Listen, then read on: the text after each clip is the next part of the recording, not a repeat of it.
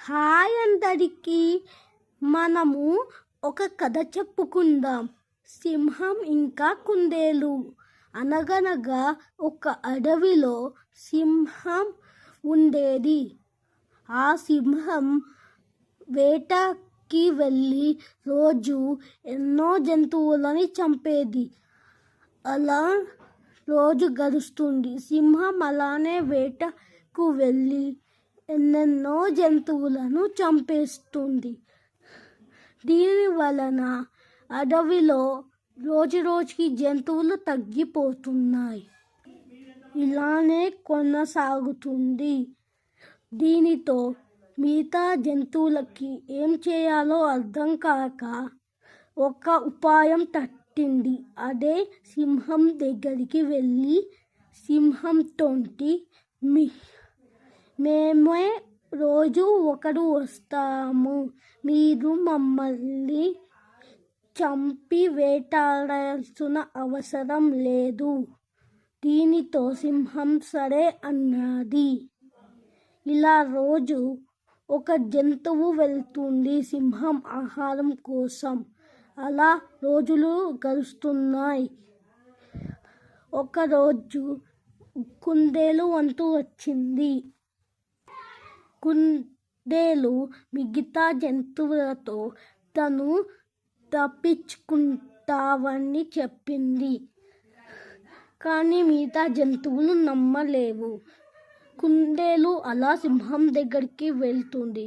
అప్పుడు సింహం దగ్గరికి వెళ్ళినాక నేను తప్పించుకుంటాను అని మా వేరే జంతువులకి చెప్పాను. కానీ కుందేలుకి ఎలా తప్పించుకుంటానో అర్థం కాలేదు. అలా చాలాసేపు ఆగి ఆ తర్వాత ఒక ఉపాయంతో వచ్చింది సింహం దగ్గరికి.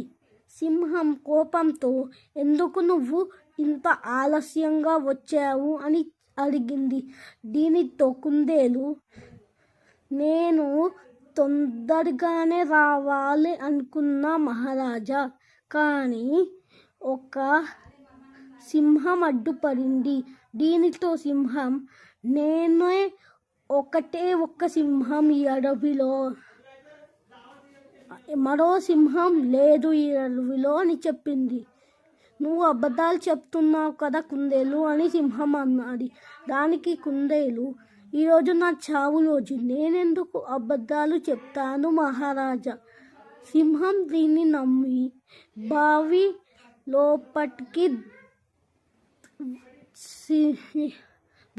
లోపటికి కుందేలు తీసుకువెళ్ళింది.